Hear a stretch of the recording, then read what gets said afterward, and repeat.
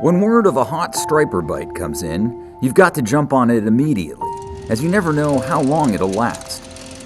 Such was the case in mid-June when I got a call from Dave Steeves of the Goose Hummock Shops, who said that the fishing in Cape Cod Bay, more specifically the waters of Billingsgate Shoal, was on fire.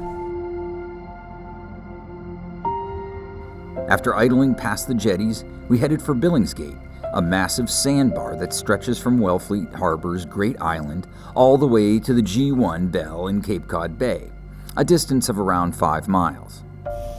The shoal is a fabled fish magnet and holds big stripers throughout the season. Following the lead of a few turns, it didn't take long to find some action. Got lots of ice on it.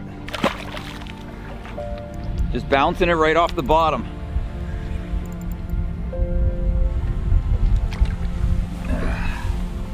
Well, we're at our first stop of the day. It's a place that's well known to Cape Cod fishermen, Billingsgate Shoal. Right now we're in about 12 feet of water on the top of the shoal, and the fish are all lined up along both sides on the top of the shoal. They're all over the place. So you never know what you're gonna get out here. And there's a lot of boats, everyone's enjoying it. It's a nice calm day, plenty of room for everyone to spread out and fish. It's a really wonderful spring fishery here on Cape Cod.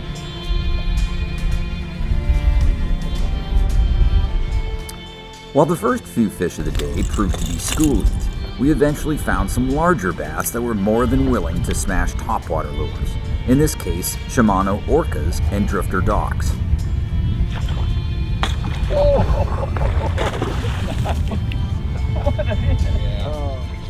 I just got one. Oh man, look at the pack of them behind it. Oh, right there. Pretty cool.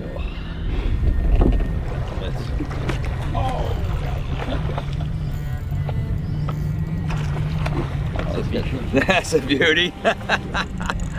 Oh man. We enjoyed excellent action for about 2 hours before the ebb tide slackened, at which point Dave had a new plan, one that was tailor-made for his shallow draft skiff. The nearby Brewster Flats represent a unique fishery. Here, stripers of all sizes patrol the shallow sand flats beginning in June.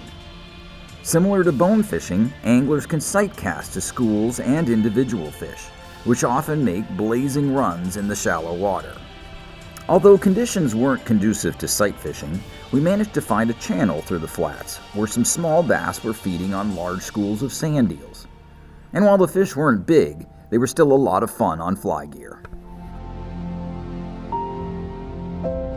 So when you're fly fishing the flats, I typically bring an 8 or 9 weight rod depending on the weather. If it's windy, I might bring a 9 weight, but ideally an 8 or 9 weight works best with a intermediate sinking line.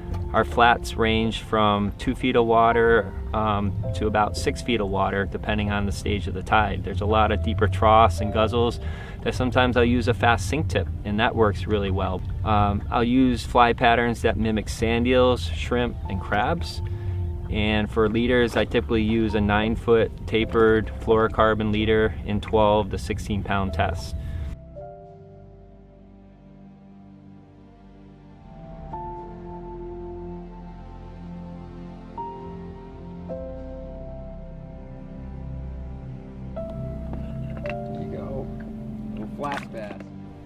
And so, after a few hours on the flats, Dave and I returned to Sassuat Harbor, happy to have enjoyed success on 2 very different fisheries, all within a 6-hour window.